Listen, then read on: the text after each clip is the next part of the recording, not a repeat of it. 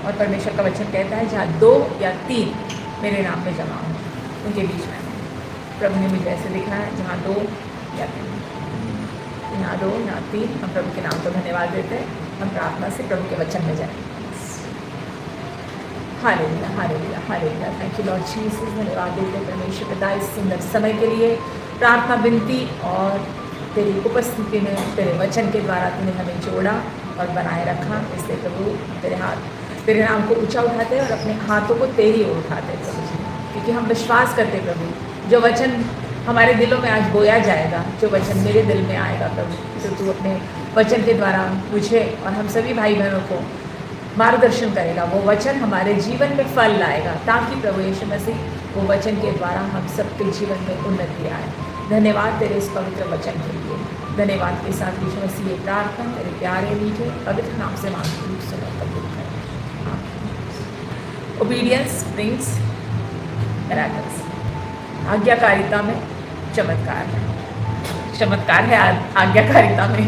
4-5 दिन से सोई हुई, I am feeling fresh. All glory to God. तो परमेश्वर ने जब मुझे ये वचन दिया, उस दौरान हम ये कहानी मेरे नज़रों के सामने आई, जो कहानी लिखी हुई है पहला राजा 17वां अध्याय उसके 7 और 24। तो हम इसे पढ़े तो बेहतर होगा, ताकि वचन के हर एक शब्दों के द्वारा प्रभु हमसे बात करें। Praise the Lord. I think so everyone knows the story. और ये कहानी हर किसी को पता है, और बचपन से ही संडे स्कूल से ही हम एक विधवा की कहानी सुनते चले आ रहे हैं।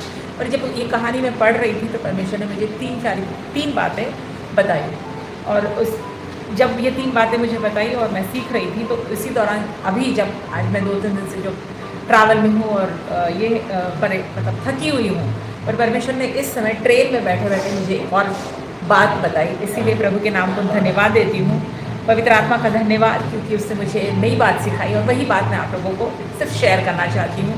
हर किसी के लिए ये वचन है, क्योंकि जब हम आज्ञाकारिता में चलते हैं तो परमेश्वर हमारे जीवन में मिरेकल लाता है, एक चमत्कार हमारे जीवन में ज़रूर होता है।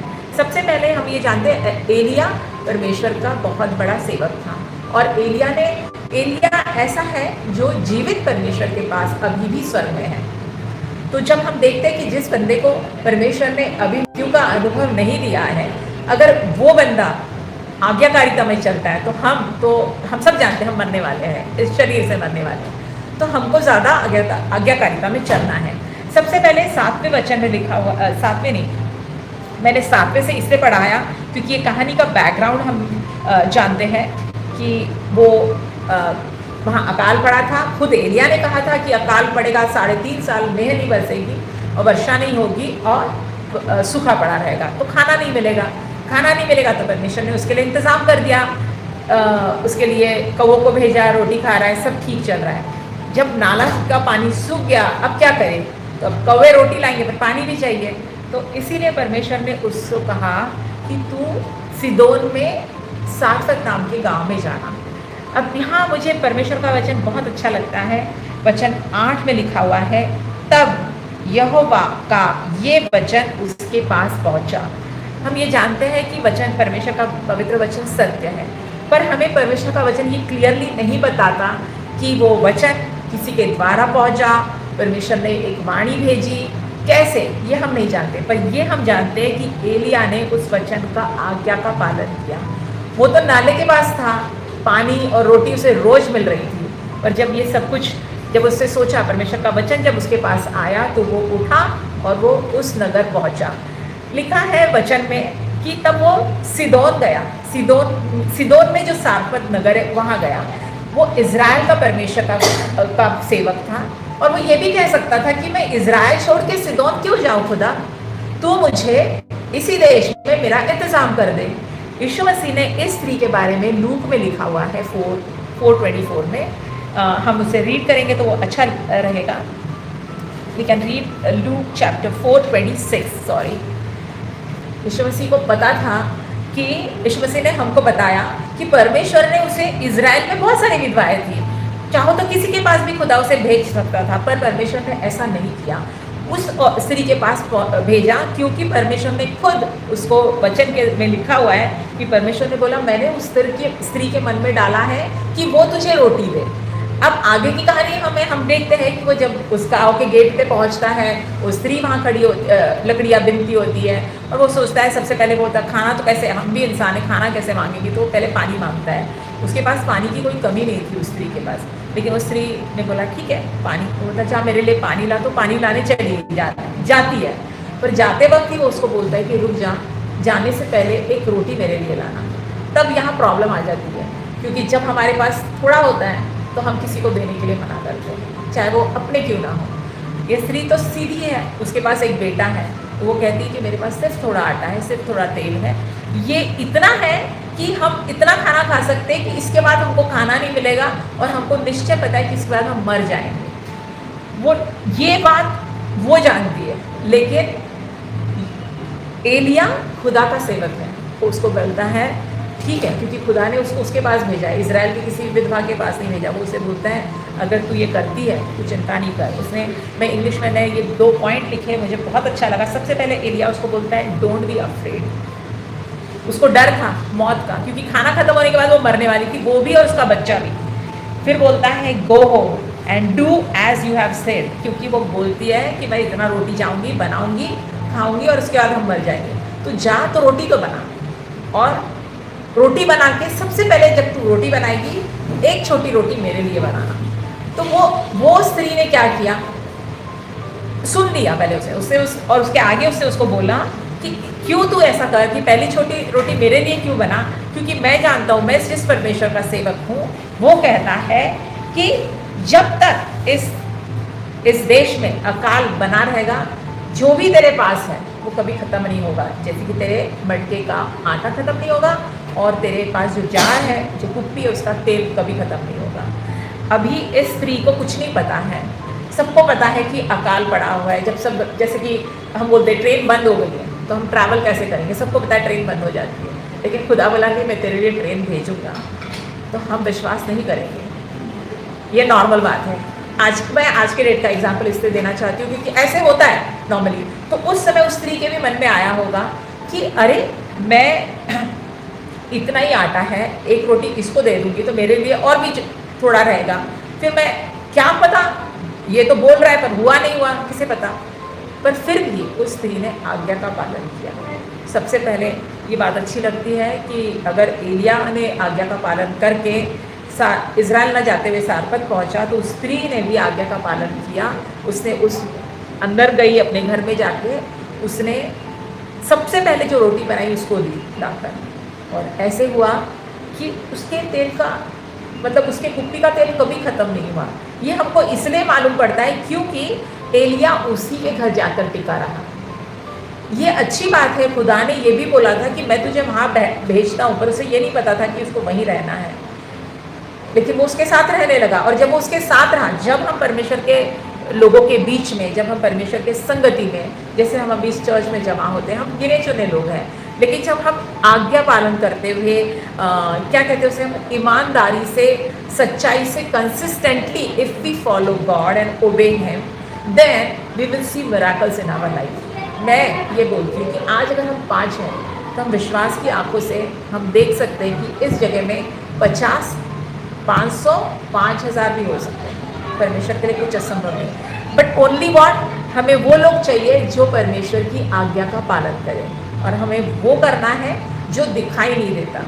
उस स्त्री को दिखाई नहीं दिया था कि उसके घर का घड़े का आटा खत्म। इनफैक्ट मैंने जब इसको इजराइल के मटकों को जब हम देखते हैं तो इस शेप के होते हैं, तो हमें हाथ डालकर एक स्त्री उसमें से आटा निकाला करती थी, तो वो स्त्री को भी अंदाज़ा नहीं है कि उसके अंदर आटा है। और कुप्पी में भी ऐसा होता है जिसको हैंडल होता है और ऐसी सुराही जैसा उसका जार हुआ करता था, वो ऐसे तेल डाला करती थी, तो उसे वो दिखता नहीं है, लेकिन वो मिरेकल रोज़ होते रहता है।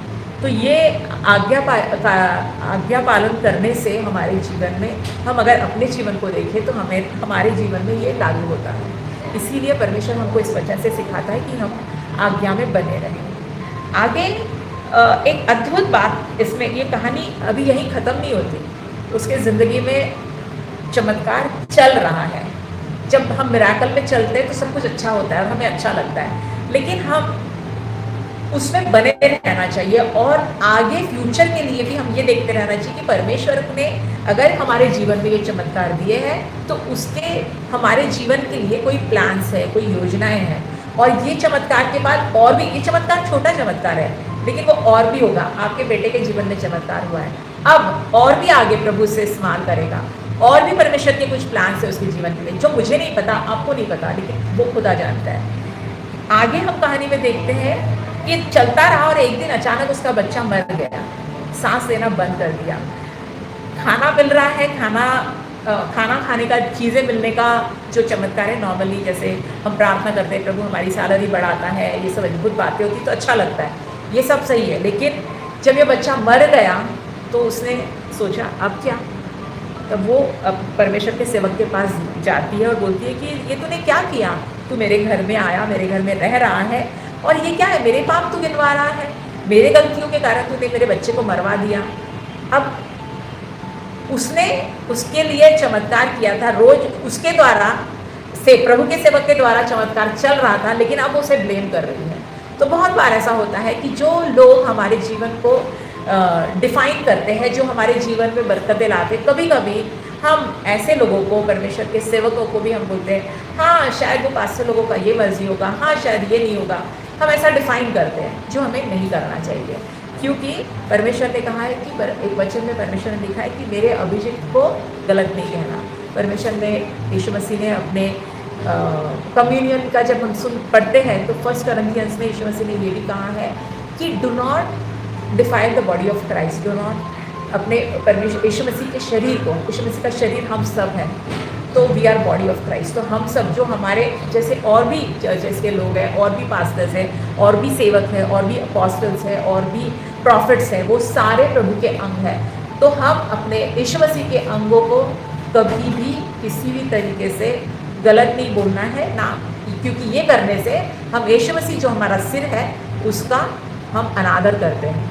और अगर हम अपने प्रभु को जानते हैं, अगर हमारा विश्वास के द्वारा उद्धार हुआ है, तो हम अपने प्रभु से प्रेम करते हैं, तो जिससे हम प्रेम करते हैं उसको हम कभी दुख नहीं पहुंचाते। ये एक बात मुझे सीखने मिली।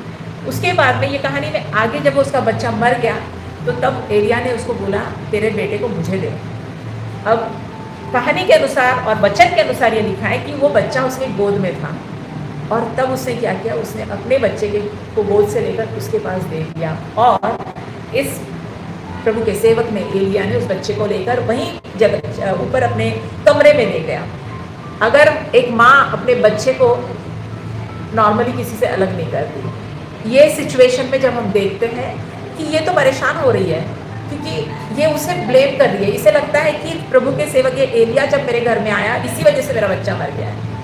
अब वो ही बोलता है कि तेरे बच्चे को मुझे दे।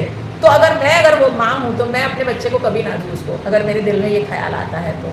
मैं ये सब आज के लॉजिक के हिसाब से, हमारी सोच के हिसाब से इसलिए बताना चाहती हूँ, प्रभु ने मुझे यही बताया इसलिए मैं बता रही हूँ। तो मैं उस बच्चे को नहीं देती, लेकिन उसने दिया, शी गेव है, लिखा हुआ है वचन में क्लियरली कि उसने बोला अपना बेटा मुझे दे। तब वो उसे उसकी गोद से लेकर उस अटारी पर ले गया। उसने बोला ठीक है, यहाँ हिंदी में नहीं लिखा है बट इंग्लिश में लिखा है शी गेव हिम हर सन। जब उसने दिया वो बच्चे को लेकर चला गया। जब बच्चे को वो लेकर गया तो उसे ये नहीं पता था उसके बच्चे के साथ क्या होगा, उसको ये भी नहीं पता था कि चमत्कार होगा, जबकि उसने चमत्कार देखे थे। लेकिन जब एलिया ने प्रार्थना की, परमेश्वर ने उसकी प्रार्थना का जवाब दिया और बच्चा जिंदा हो गया। और जब उसने अपने उस जीवित बच्चे को उसके माँ के हाथ में दिया, तब उसको जो खुशी मिली और तब उसको जो आनंद हुआ वो अद्भुत था। क्योंकि तब वो ये बोलती है कि अब मैंने ये जाना है कि तू सच्चा परमेश्वर का सेवक है और तेरे मुंह से जो वचन निकलता है वो सच है। एक वचन में हमने लिखा है कि the word of God is truth and who is the word of God in this faith we know Jesus is the word of God. तो जब यीशु मसीह वचन है और जो सत्य है, साथ ही साथ यीशु मसीह जीवन भी है। Jesus says I am the way, I am the truth, I am the life. Life उसे मिली, उसके बच्चे को, उसके ज़िंदगी में खाना मिल रहा था, रोज का मिरेकल हो रहे थे, but she was not satisfied, she was not very happy for that and she never acknowledged the man of God that yes you are really a man of God. But when she received her son alive, when life comes, तो जिंदगी, खाने पीने से जिंदगी ज़्यादा महत्व है। ज़िंदगी का ज़्यादा महत्व है। और हम ये जानते हैं कि हमारा ये शरीर का जीवन भले ही ख़त्म हो जाए, लेकिन हमारा अनंत का जीवन है, क्योंकि हमने यीशु मसीह को जान लिया है। इसीलिए जब वचन हमारे जीवन में आता है तो हम वचन को स्वीकार करें। और जिस तरह से इस औरत ने जाना और एक्नॉलेज किया कि हाँ, मैं अब जानती हूँ कि तू खुदा का बंदा है, उसी तरह से हम ये एक्नॉलेज करें कि हाँ यीशु मसीह तू मेरा प्रभु है, मैंने तुझे स्वीकार किया। हम जानते कि you are the way, you are the truth and you are the life. And when Jesus comes in our life, there is no lack, nothing, there is peace among during the storm. आज्ञा का पालन करना मुश्किल होता है, पर आज्ञा का पालन करने के बाद में हमारे सबके जीवन में जो चमत्कार होता है वो अद्भुत है। अब इस वचन के द्वारा प्रभु ने मुझे ब्लेस किया। और जैसे कि अर्चना ने बताया कि मैं उसकी फ्रेंड हूँ और इतने सालों की हमारी दोस्ती है। इसी दौरान अभी हम अपने थोड़े लोग हैं, आप सब मेरे भाई बहन, इसलिए मैं ये वचन के द्वारा अपनी गवाही भी शेयर करती हूँ कि आज्ञाकारिता आसान नहीं होती है, बहुत मुश्किल होती है। मैंने अनुभव किए, सबके अपने अनुभव है, सभी ने कठिन से गुजरे। मैं अपना अनुभव शेयर करना चाहती हूँ कि जब मैं अर्चना से मिली तब मैं एक शादीशुदा स्त्री थी और उसके कुछ साल बाद मेरे पति का देहांत हो गया। जब वो उनके जाने के बाद में 7 साल के बाद में जो अभी मेरे हस्बैंड हैं, अमेरिकन है, वो मेरे जीवन में आए। उस वक्त मेरे लिए किसी और को अपना पति स्वीकार करना या उनसे शादी करना मेरे लिए बहुत मुश्किल था। जब मैं सभी लोगों ने मुझे काइंड ऑफ प्रेशराइज किया या मुझे समझाया, क्योंकि मेरी माँ भी कहती थी कि मेरे मरने के बाद जो दुनियावी तौर तरीके उसके बाद क्या होगा, लेकिन मैं कन्विंस नहीं हो पा रही थी। लेकिन परमेश्वर ने मुझे रूथ की किताब से बात की, परमेश्वर ने मुझसे, और परमेश्वर ने मुझसे कहा कि जैसे रूथ को मैंने उस देश से लाया और इज़राइल में बसाया, वैसे ही तू जहाँ जाएगी मैं वहाँ तेरे साथ रहूँगा। मैं बहुत ही कमज़ोर, बहुत ही सेंटिमेंटल, बहुत इमोशनल टाइप की पर्सनालिटी हूँ। मुझे हर बात में डर लगता था, मैं हर चीज़ से परेशान होती थी। मैं सिर्फ मेरा घर और मेरी माँ बाप, मेरे भाई बहन, मेरी छोटी सी दुनिया थी, मेरी ये इकलौती खास स्पिरिचुअल फ्रेंड थी। मैं बहुत क्या कहते हैं, I was a timid character. It was very difficult for me to accept another person in my life. And when God spoke to me through the book of Ruth, it was very difficult for me to accept that. But then everyone decided, everyone had already planned. और जब परमेश्वर ने मुझे वो feeling दिया, जब वो वचन के द्वारा प्रभु ने मुझसे बात किया, तब मैंने इस बात को हाँ बोला। और ये मेरी गवाही है कि मैं वहाँ जाने से मेरे ज़िंदगी में जो बदलाव आया वो बहुत अद्भुत है। मेरे तौर तरीके बदल गए, मेरी बातचीत बदल गई, मेरा विश्वास बढ़ गया। प्रभु ने मेरी ज़िंदगी के द्वारा बहुतों के जीवन में काम किया। मुझे जो कमज़ोर लड़की थी, जो बहुत परेशान और हर बात में डरने वाली लड़की थी, अब मुझे डर नहीं लगता। मुझे प्लेन में बैठने से डर लगता था, मैं कभी फ़्लाइट में नहीं गई थी। और जब मैंने बोला था कि खुदा मैं कैसे जाऊँगी, ये लोगों ने सब ने मुझे बताया था कि एटलीस्ट भाई की बहन ने मुझे बताया था कि 9-9 घंटे की 2 फ्लाइट्स होती है और बीच में लेओवर होता है। तो वो अभी एक मेरे जैसी कमज़ोर लड़की के लिए वो बहुत अद्भुत अजीब था कि मैं 9 घंटे एक फ़्लाइट में बैठने के बाद में, एक तो वो ऐसे इतने से केबिन में बैठने के बाद में मैं उतरूँगी और उसके बाद फिर से दोबारा, तो ये प्रोसेस मैं कैसे करूँगी। और जिस दौरान मुझे प्रोसेस करना था उस वक्त मेरे पति बहुत बीमार थे। वो मुझे लेने आए थे, हमारी शादी को, मेरी शादी हुई नहीं थी, मेरे साथ एंगेजमेंट हुई थी। उसके बाद ब्लेसिंग दे के मुझे यहाँ से भेजा गया। मेरे साथ कोई नहीं आया, मेरे परिवार का एक भी व्यक्ति मेरे साथ नहीं था। मैं अकेले एक इंसान के साथ जो कि मेरे नेशनलिटी का भी नहीं है, जो इंडियन भी नहीं है, एक अमेरिकन के साथ मैं वहाँ गई, उस ट्रेन में गई। पर प्रभु ने मुझे एक वचन दिया था, have I not commanded you, do not be terrified, do not be discouraged, for the Lord your God will be with you wherever you go. चाहे तू इंडिया जाए, अमेरिका जाए, पाकिस्तान जाए, ऑस्ट्रेलिया जाए, कहीं भी जाए, मैं तेरे साथ रहने वाला हूँ। तो क्यों डर रही है? आप यकीन नहीं करोगे, मुझे कोई प्रॉब्लम नहीं हुई, कोई, इनफैक्ट अभी आते वक्त थोड़ी बहुत प्रॉब्लम हुई, पर वहाँ जाते वक्त मुझे कोई प्रॉब्लम नहीं हुई, कोई परेशानी नहीं हुई। खुदा ने मुझे ले गया और मैं मुंबई शहर की रहने वाली, मैं हमेशा पनवेल टू लोअर परेल भीड़ में ट्रैवल करने वाली लोगों के बीच में, मतलब मुझे लोग दिखने चाहिए होते थे। अब मैं जब जहाँ रहती हूँ वहाँ लोग नहीं है ज़्यादा, लेकिन प्रभु ने मुझे जिन भी लोगों के बीच में रखा और जिनसे भी मिलवाया, उन सब के लिए प्रभु ने मुझे आशीष का कारण ठहराया। ये वचन जब मुझे रूथ का दिया गया था, मैंने इसे स्वीकार तो कर लिया था, लेकिन मुश्किल था। लेकिन जब मैं अपने उस चर्च में गई जिस चर्च में मेरे हस्बैंड भी जाते हैं, हमारे चर्च का नाम हाईलैंड्स चर्च है, वहाँ जैसे ही मैं गई उस दिन पहले दिन हमारे पास्टर बुक ऑफ रूथ ही पढ़ा रहे थे और उन्होंने लगातार 3 हफ्ते बुक ऑफ रूथ पढ़ाया।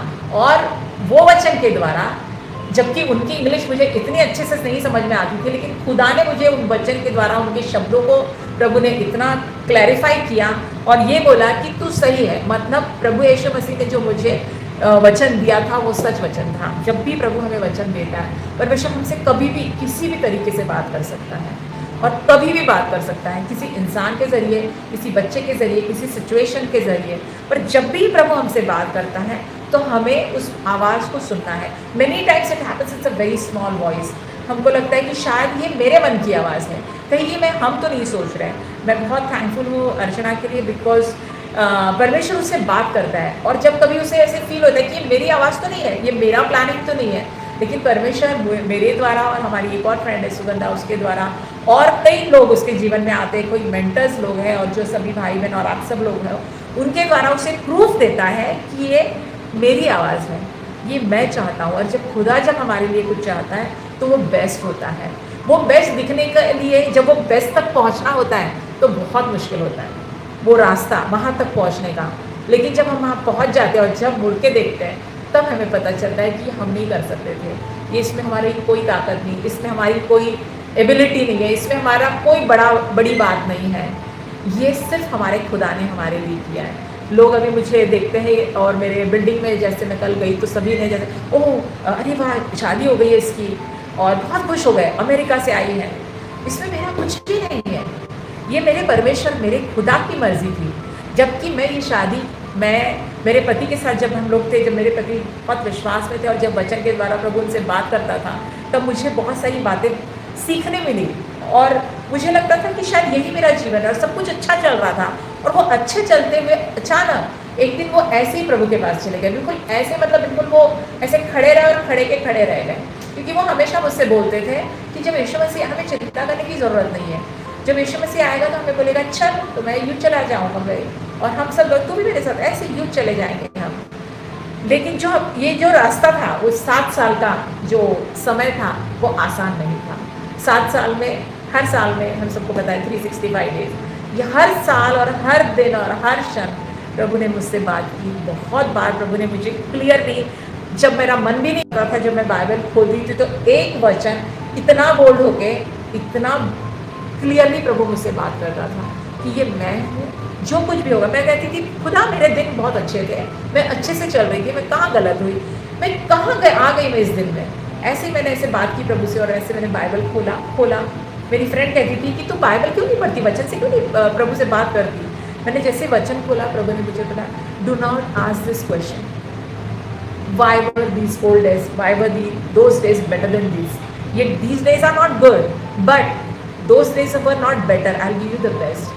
And I can tell you today also, seriously, and God has been so good. My days are really good. My life has been changed and God has been blessing me.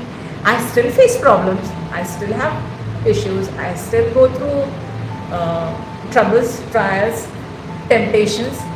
But God has been really very, very good. He's taking care of me. And I believe that He's taking care of each of us. So I'm very thankful to God that God gave me this opportunity to share with you people that what He has done in my life, and that I'm very well know that He's going to bless you also, and He's going to do that in your life.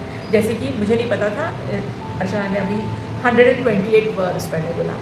प्रभु ने मुझसे कहा कि यही वचन मैं हम पांचों पर, आप पांचों पर, मैं अपने लिए भी रिसीव करती हूँ मैं यीशु मसीह के नाम में। यहोवा तुझे सियोन से आशीष देवे और तू जीवन भर यरूशलेम का कुशल देखता रहे। I'll read in English. Lord says, yes, this will be a blessing for the man who fears the Lord. And I'm very sure that we all fear the Lord and we all have a godly fear, because And Lord says, may the Lord bless you from Zion, and may you see the prosperity of Jerusalem all the days of your life, and may you live to see your children's children. And I receive the word for each one of us, and I receive and I decree and I declare that we will be living to see our children's children in the name of Jesus. Thank you, Lord. I give all glory to God. I thank you all for listening to my testimony, and I hope my testimony has blessed you people all as He has blessed me really. Thank you so much.